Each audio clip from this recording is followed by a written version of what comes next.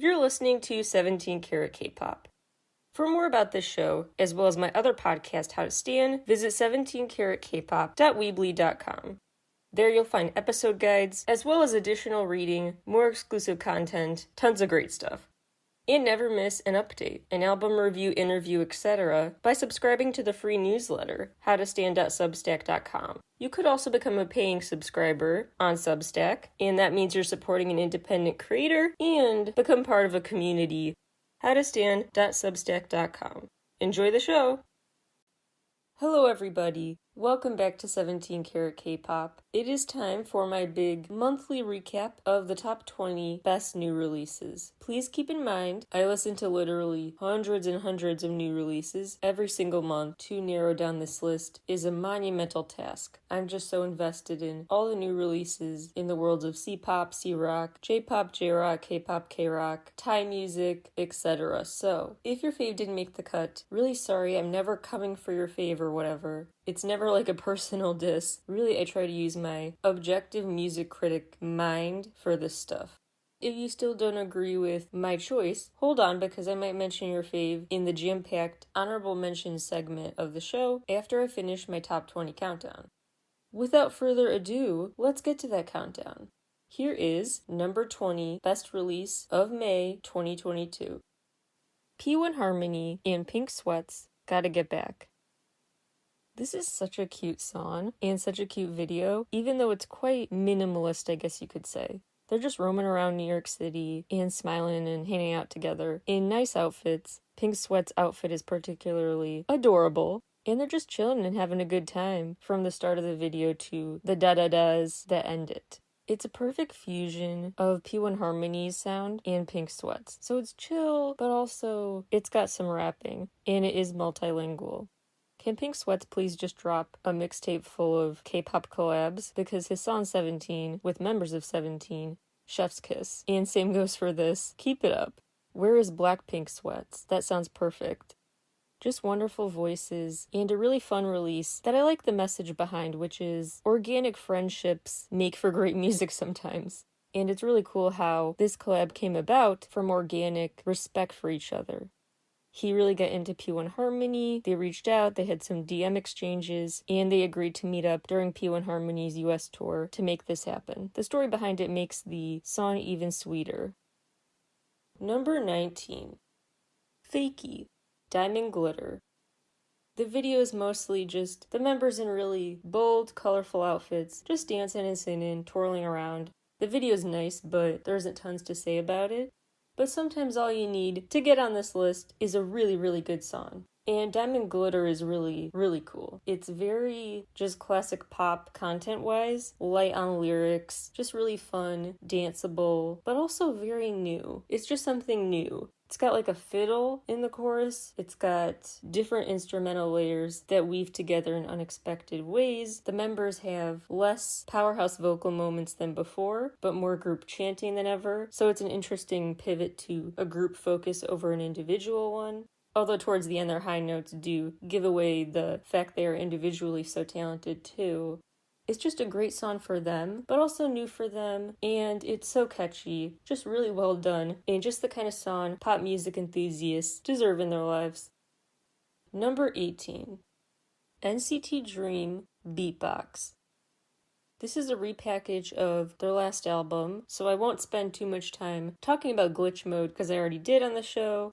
But I will just say, great additions to its more classic NCT Dream songs that mix a lot of fun, sound effects, ad-libs, with harmonies, mixing emotional and lighter content to create really cool concoctions. That's the classic NCT formula, which they nailed once again.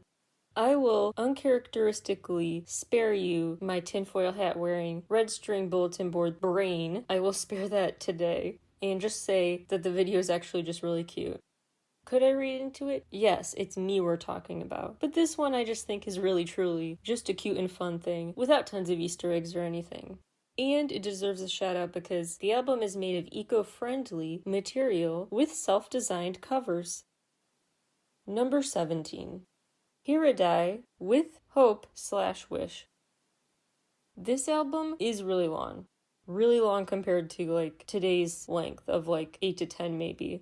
but it's definitely worth taking some time to take in.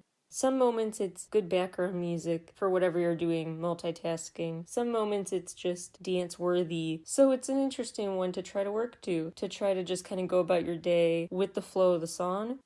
It starts out with this quirky animated character voice that joins him in the song. And he has other songs like that with synthy, quirky, auto-tuned accompaniments that are paired with otherwise contrasting emotions, contrasting sounds. It's quite an eclectic mix. Songs with a ballad feel have those funny, light additions and vice versa.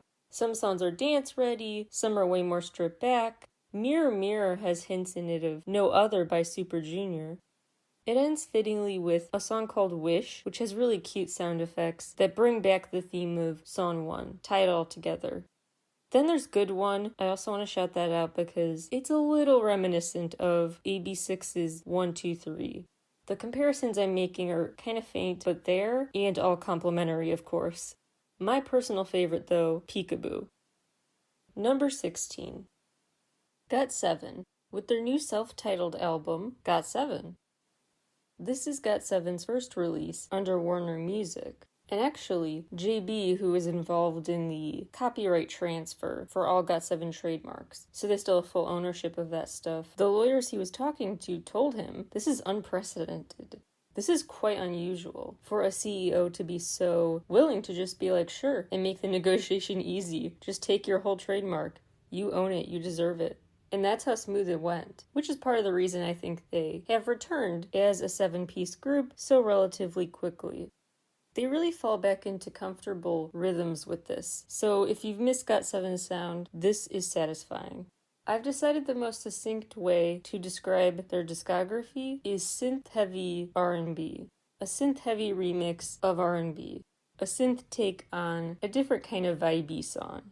They were super hands-on working on this. A lot of the prep for this album was via video chats from different countries. It was quite a feat, but they pulled it off.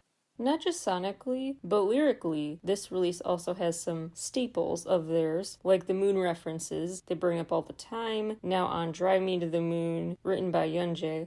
The moon to them represents change, and the start of a new day, basically.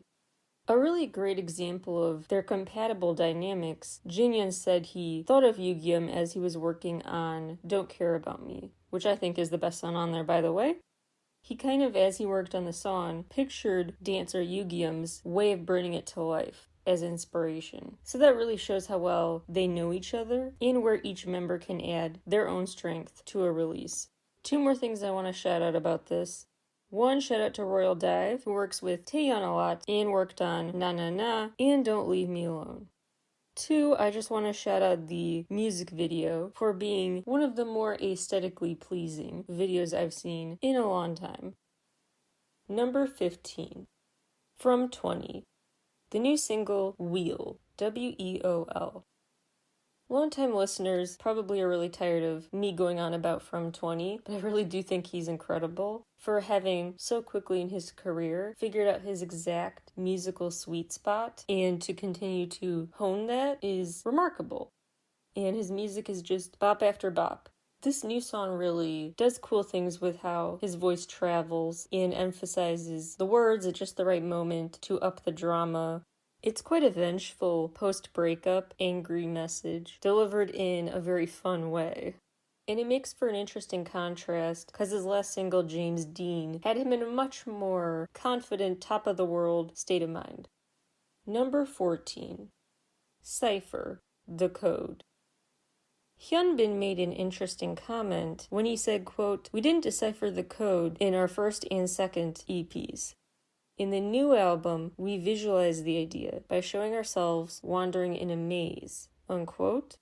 So, music video story-wise, they're still set out to crack the code and are still trapped in this metaphorical and literal maze. So note that for later. But this whole album, they said, is kind of about breaking that code and trying to emerge into a new world. Yet they're also saying they're still trapped in a maze, so you see how maybe the plot is about how they think the worst is over, and nope, there are many more mountains to climb on this journey. They were quite hands-on, writing and composing, an impressive extent.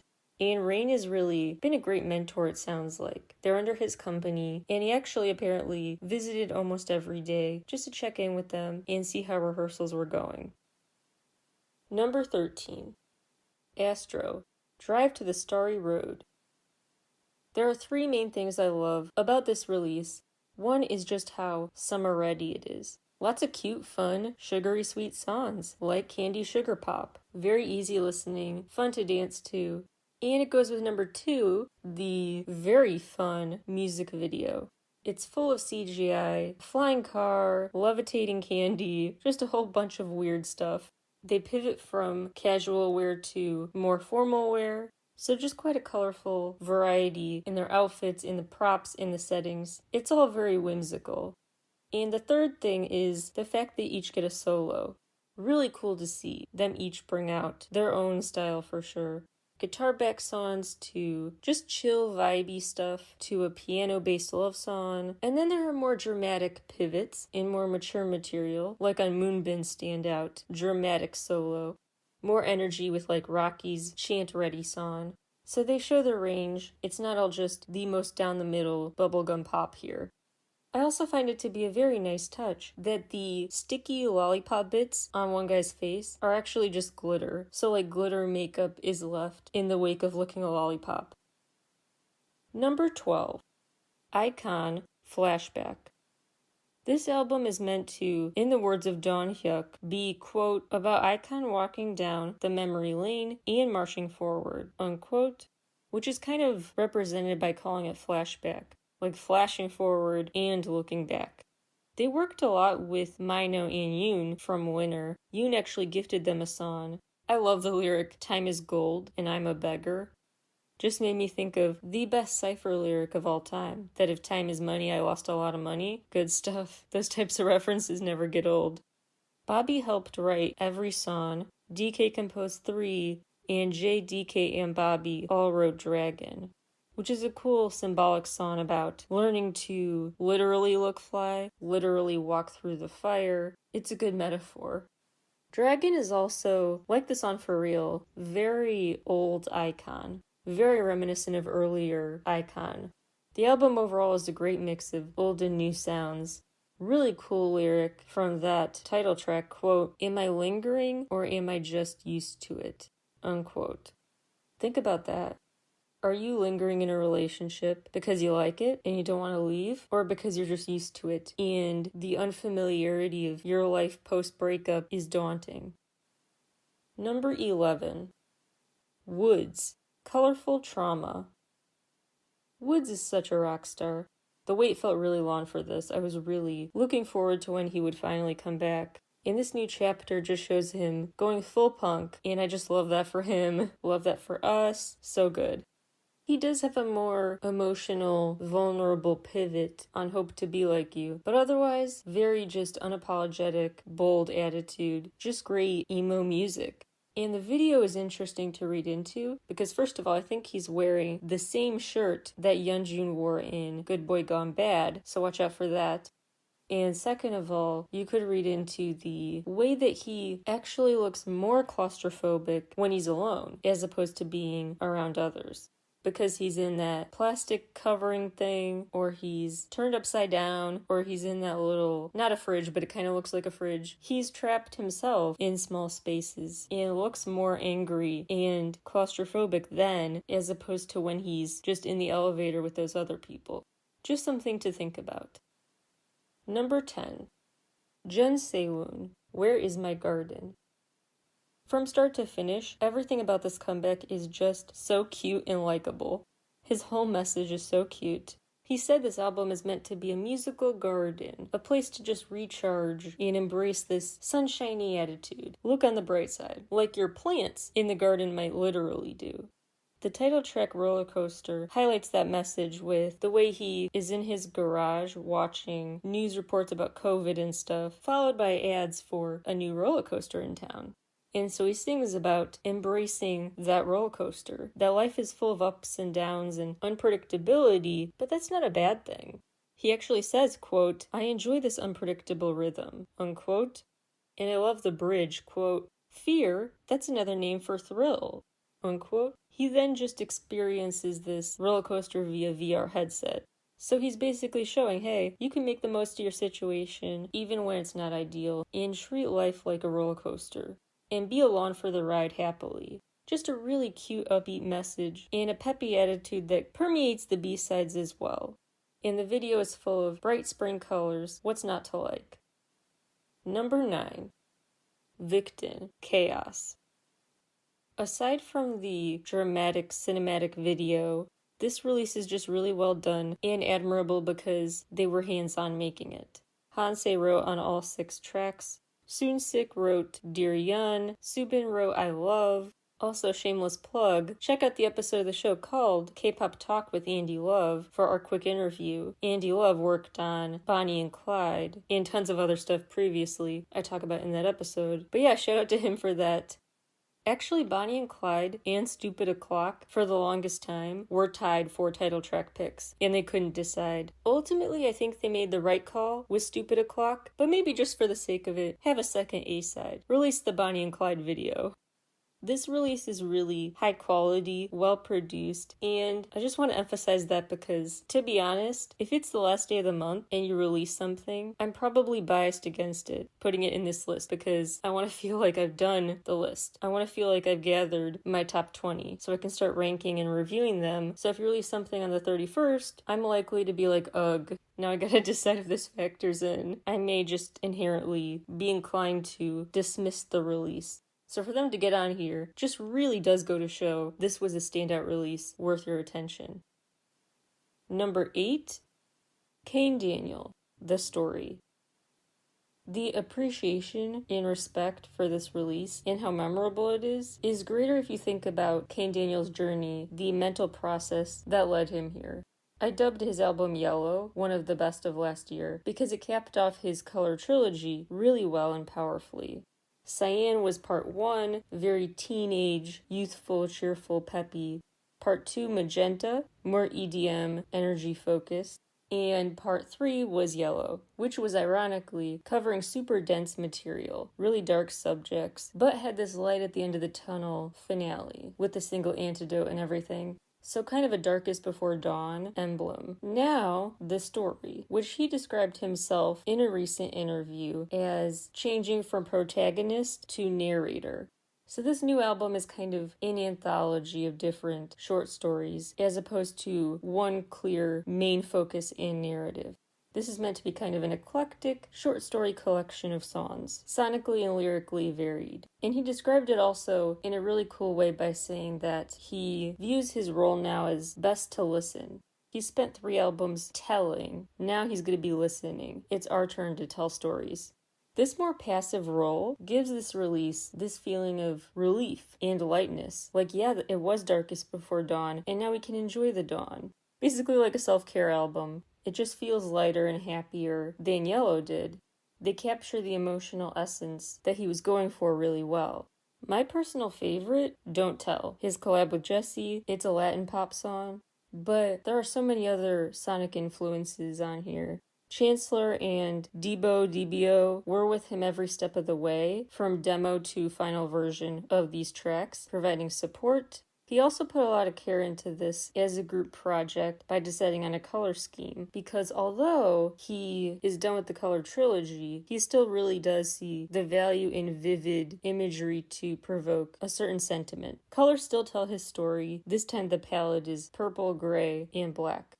I really like this long quote from him in this really great interview. Shameless plug, I interviewed Riddhi Chakraborty quite a while ago, so check out that episode to hear more about her work. But anyway, another great interview she had recently for Rolling Stone India with Kane Daniel, where he really dove into this deeper meaning of his work. And from that interview that I will link to on my site comes this incredible quote. I think it comes down to this.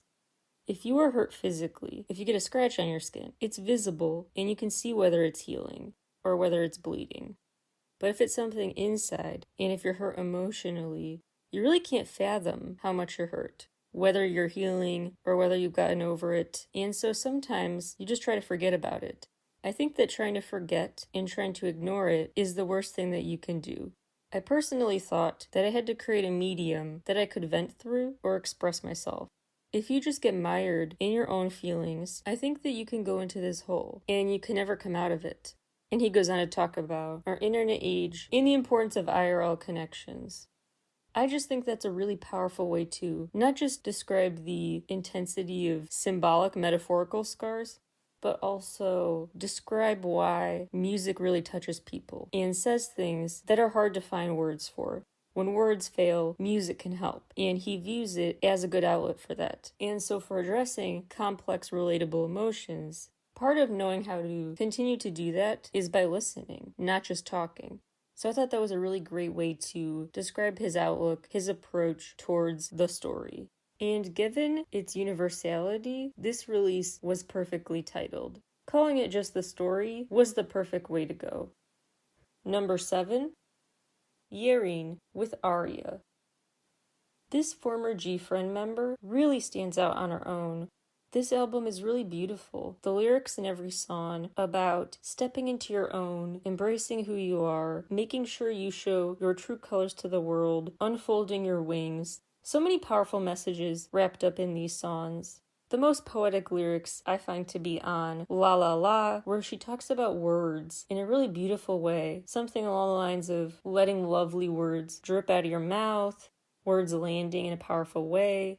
Almost like personifying language in a really interesting way. She also has an interesting way to create a metaphor for what she's trying to do mentally.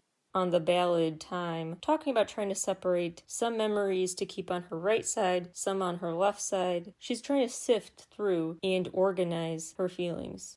It's a really great release for a solo debut to show the world I'm ready for this, and I've been preparing mentally for this.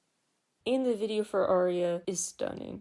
So many flowers, so much beauty, so many colors, so many cute outfits, a must-see. Number 6, Millet, Walking in My Lane. As I wrote at howtostand.substack.com with my Millet Visions album review, Millet just really has an incomparable way to use her voice, her really raw, interesting voice, to sway the instruments. Almost like she's directing the instruments in their direction. And she seems to really lean into that strength of her commanding vocal presence. Almost like she read my article, you never know. Because she overtly controls the instrumentals. At one point on this EP, she says slower, and the music slows down for her. Then she says faster, and it speeds up. Like she knows she's in control. It's not even this subversive thing anymore. She just has a way of knowing how to use her voice. When instrumentals pull back, her voice surges forward, or vice versa. And even just when to place certain notes. Like the piano really emphasizing the bye when she says goodbye in the title track. On this release, I think she saved the best for last with My Dreams Are Made of Hell. Very heavy vibe, but very fun and darkly charming too. The way she says lines like Christmas is coming in a really hushed, ominous way, really memorable, quite an unsettling feeling, but she nails it. Number 5, Les Seraphim, Fearless. The video may seem just kind of random, like they're posing in dramatic sets, they're riding a motorcycle, all this stuff. But truly I think you learn to appreciate it more if you watch it more than once.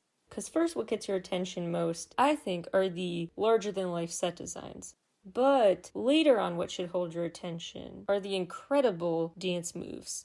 The hair flips, one by one, the formations, the way they move together, really cool. And really cool contrast because they have these hushed, whispered lyrics, but this really powerful stage presence. The video also is less random than what meets the eye because of the representative statements they're making. I mean, the girl in a fancy dress and boxing gloves, the girl in her prom dress basically still in the dance practice room. So ways that they bring their own facets of their personality together to be unapologetically 100% themselves. The title track is also great because Sakura gets her time to shine. Very glad she gets to do the ba-ba-bum intro. They sure are into onomatopoeia and gibberish kind of intros, aren't they? Shout out to Ha Yoonjin and Kim Chae-won for their work on Blue Flame, as well as Mr. Bang himself, who worked on the title track, producing and writing. The whole album is worth a listen, and the best song, The Great Mermaid. Plus, it's got a great metaphor about not needing a prince, because that's a twisted story. I would like to think that is some Little Mermaid slander, because I don't like the Little Mermaid story at all, but that's a rant for another day. But yeah, they basically turn the tables and say don't be like her. Don't literally give away your voice. Number 4. For Eve, Exceptional. This Thai girl group really impresses me. I think they would be really popular with K-pop fans if only they knew about them.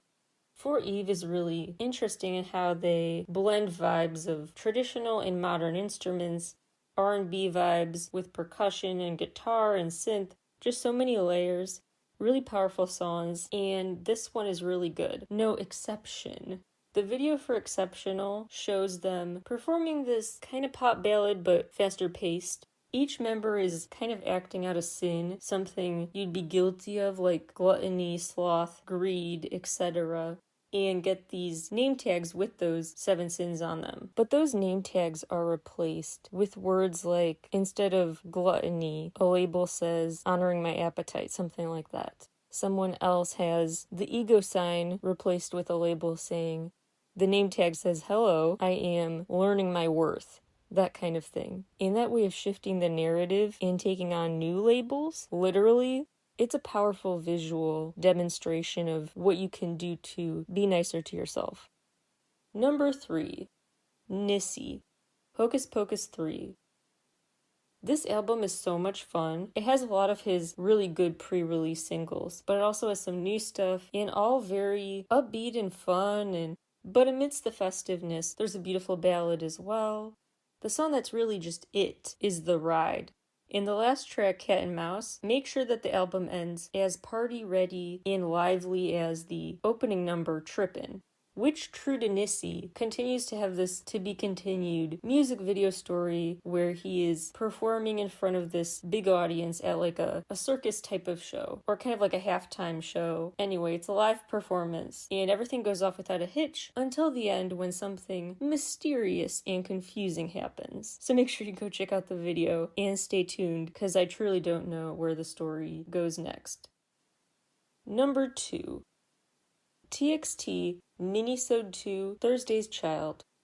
I released a whole episode all about Minisode 2, my thoughts and theories about it, and my overall updated guide to the TXT music video cinematic universe. So if you want to check that out, wherever you subscribe to 17 Carat K-Pop, that is out as a podcast episode. I also have some TXT writing, is also on the site. If you go to 17caratkpop.weebly.com, click the drop-down menu for sort by artist, sort episodes by artist, and you can find all my TXT dedicated stuff from the past. Writing, future writing will be there too, podcast episodes, etc. So I won't rehash it here.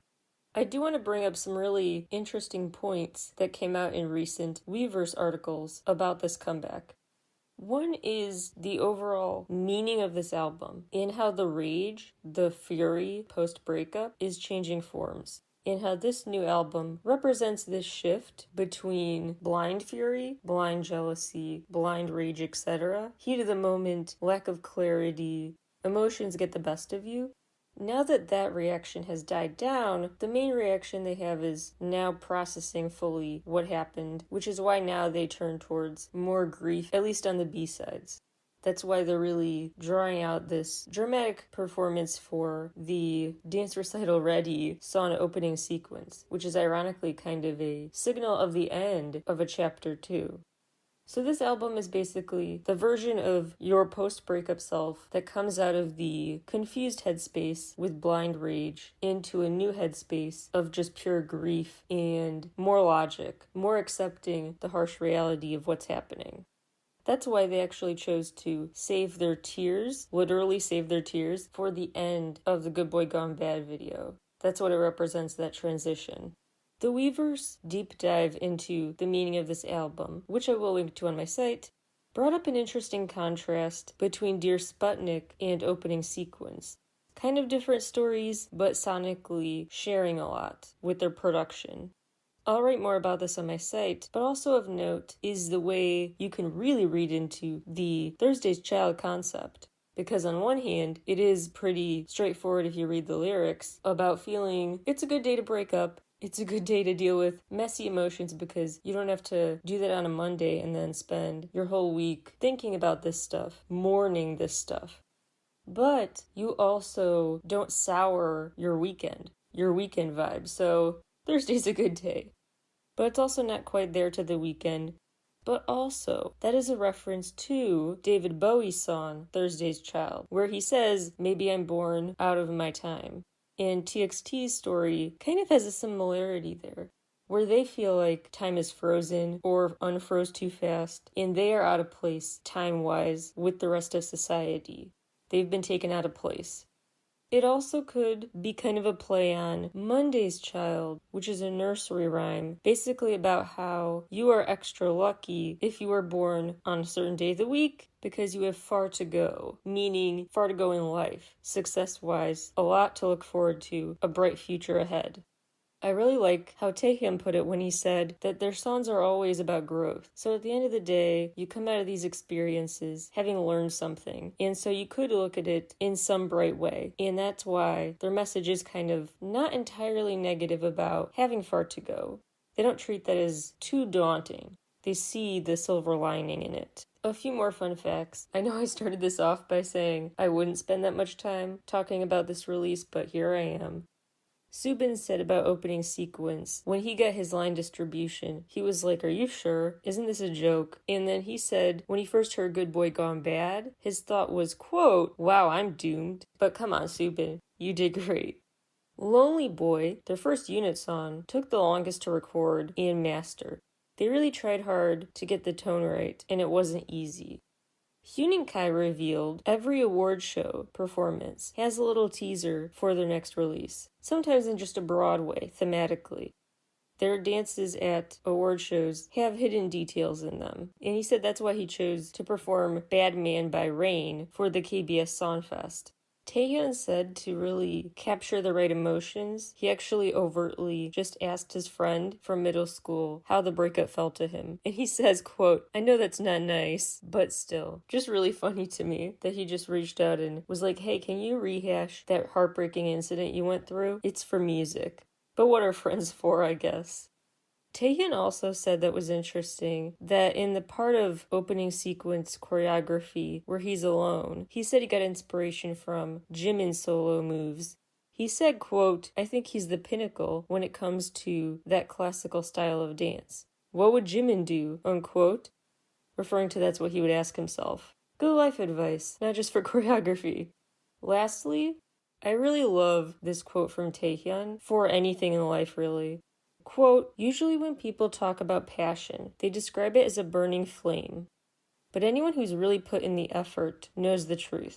It's a cold, lonely fight to keep chiseling away at yourself. The more you do, the more numb you become to fleeting emotions, and your efforts gradually become a talent, unquote. I found that to be a really thought-provoking new take on passion. It is that fiery warmth, but it's not all that. It's the moments of what feels like a cold flame, if that makes sense. Or when you worry is not being controlled enough. Lots of metaphor extensions here you could use. Anyway, again, more on my site soon. Drumroll please. Although, if you don't know what the 17 Carat K-Pop pick for Best New Music is, I don't know what to tell you. But here's a drum roll for the dramatic shocker reveal anyway. 17, Face the Sun. Tons of coverage I've done of that, again at howtostandup.substack.com. Plus, 2 different episodes of the show I dedicated to this new era of theirs. One that is out now is called Face the Sun Theories, diving into the symbolism of the teaser video series and how it fits in with their previous releases. Then I released 17 is Back after the album came out, which is a track-by-track breakdown. So Face the Sun Theories and 17 is Back really dive into this new album and its many layered meanings.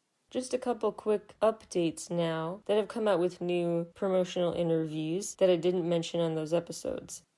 First of all, I should have mentioned earlier, not just that it is symbolic that Wanwoo steps on those glasses and looks up at the sky and sees black birds, but specifically because he wears glasses in real life.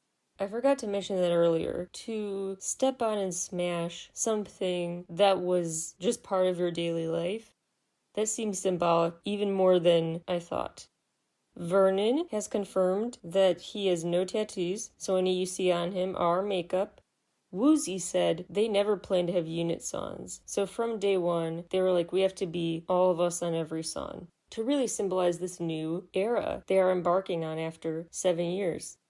And they always work with the keyword. They pick the keyword to summarize the comeback, then work backwards to create it. So this time, that word was ash, which is the last song on the album, and they worked backwards from that theme.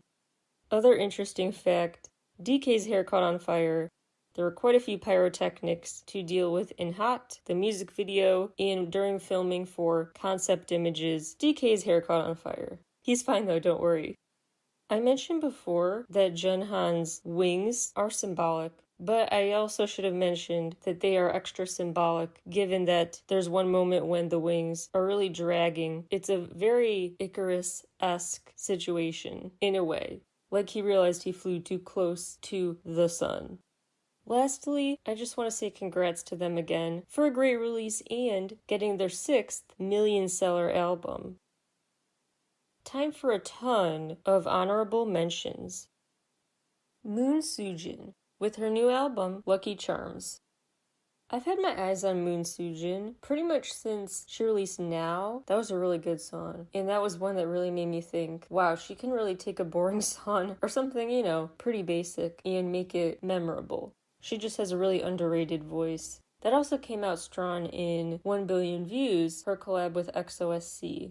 But she's finally getting time to shine on her own with quite a variety pack of sounds, but still a unique blend of dance pop, synth pop with kind of an R&B undercurrent, so it's less of a high tempo than you'd expect. It's more vibey, less melody driven.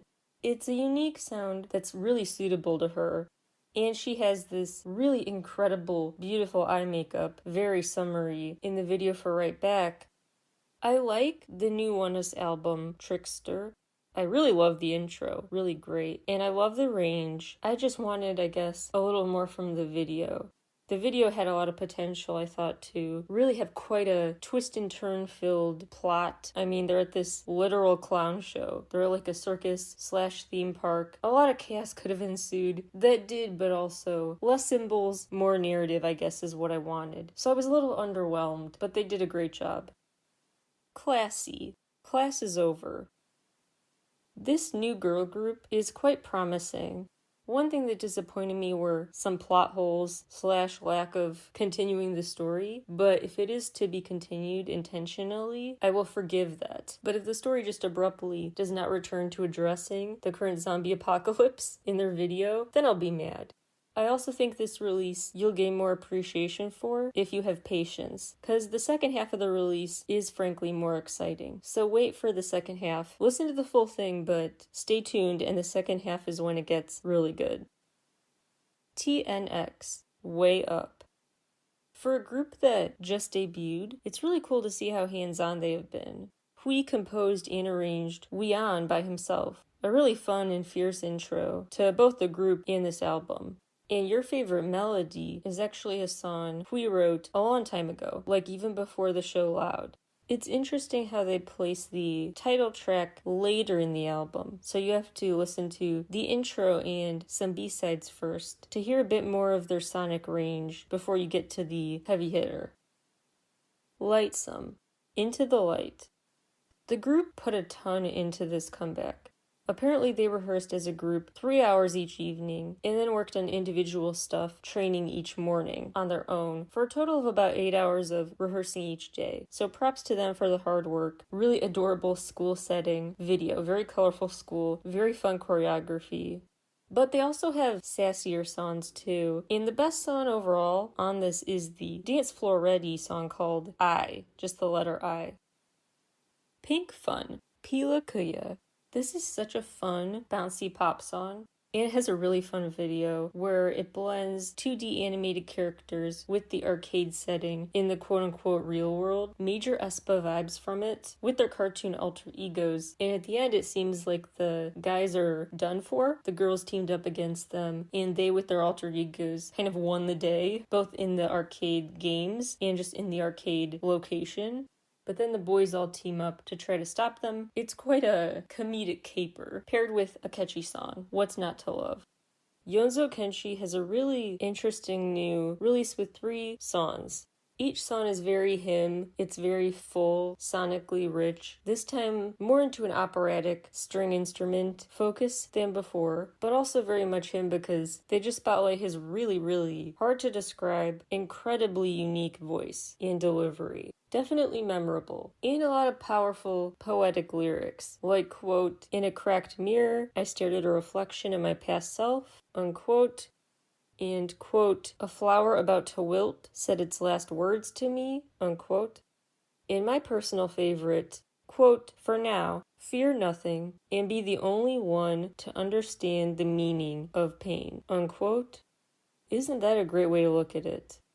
If you feel like life is out to get you, fear nothing, and be the only one to understand the meaning of pain. There are different ways to read into that, of course, but I'm just saying really profound.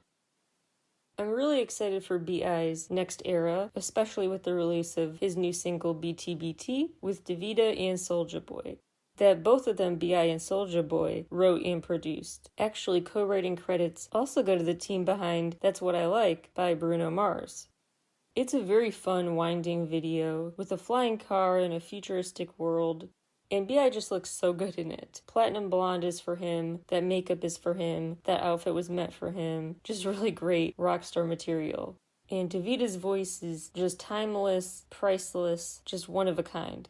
It's a great collaboration and an exciting hint, probably, of the sound of B.I.'s upcoming album.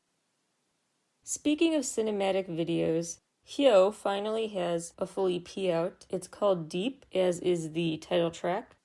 The music video is definitely set in Kwanya, set in this fictional world where she seems to be kind of a villain character, which might be worth bookmarking for future reference. And an interesting teaser image for Deep could be read as hints about the future of Kwanya and her role as this powerful villain maybe in it, or at least powerful force to be reckoned with that could be used for good or evil. Because on the teaser poster it says, quote, if I overcome disparagement by others, it becomes the driving force for further self-growth. If you like and enjoy what's your own, without being swayed by others, that becomes the standard of the world. This is my power that no one can take lightly. It is so exciting to see Bandit back. Truly, I thought it was one of those cases where a K-pop group just quietly disbands and never really has a proper goodbye release. But no, they're back. Really fierce release, really eye-popping video, a really fierce instrumental intro that draws you in right away. Lots of brassy, funky, high-energy sound effects and instrumentals, and it ends fittingly with Don't Mess With Me. So really just a bold, confident release that I've been really waiting for. Blank 2 Eyes debut release. From the first few seconds with that butterfly, it feels like they're creating some symbols, prepping some world building in their videos that I think will be interesting to watch unfold. Speaking of symbolism, don't forget the tame-dashed Japanese version video for ENHYPEN is here now. Very symbolic, and a dark turn that works surprisingly well with one of their lighter songs. AB6 is back with A to B. They continue to hone this really signature pop subgenre all their own, very them, and those songs are going to sound so cool live on tour. I do think they will be incredible live performers. I know there's a deluge of K-pop shows you're getting tickets for this summer. I think AB6 is one you should make sure not to miss. G-Idol gave Tomboy a very proper remix that still captures the essence of the original with Rehab, who always does a good job, so shouldn't have been surprised there. One of my J-Rock faves, J-Rock, J-Pop, J-Electropop, the eclectic, I'll just say, Real, R-E-O-L, has a new song out called Naked that is really fast-paced and just classically real. Another Japanese artist I really like, Novelcore and his new song Trouble, really catchy. Japanese artist Millennium Parade. They're very, very quirky. And their new video for Secret Ceremony, which is like a theme song, it definitely, you could see why. The video is really, really fun to watch. It's like a virtual reality show or something. It's like you're falling through and flying through or falling in. The point is you're very turned upside down, free flying through the video. It's very immersive, short but very well done, and worth watching. Psy continues to release can't miss videos to accompany his late May release, Psy 9th. The latest includes Celeb, a super colorful fun video with Suzy, and she basically lip syncs for him. I guess just for the comedy of it, as if he needed to try to be funny, try to be funnier and more likable, but here we are. Honestly, he should just make a video for every track. Woo-sun continues to stand out as a soloist with his EP Moth. Really, his voice is one of those that's just so one of a kind. And rockstar ready. He really can be a huge superstar as a soloist, I think.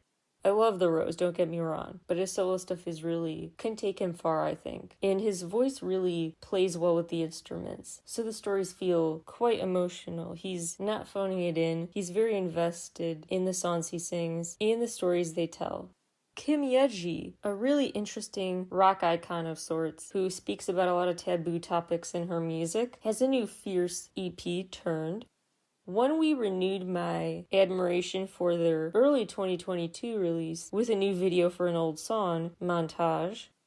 ATEEZ are giving Rocky the A-side treatment it deserves with this new boxer version. Drippin' have a really cute, fun, pastel-filled video for So Good. Another really cute, fun video from Unite, who released the face version of their 1 of 9 video, still in this really cute CGI world. Lee Soo-yeon has a beautiful new video mixing lots of floral displays and celestial settings with scenes where she has this dramatic dance under a spotlight.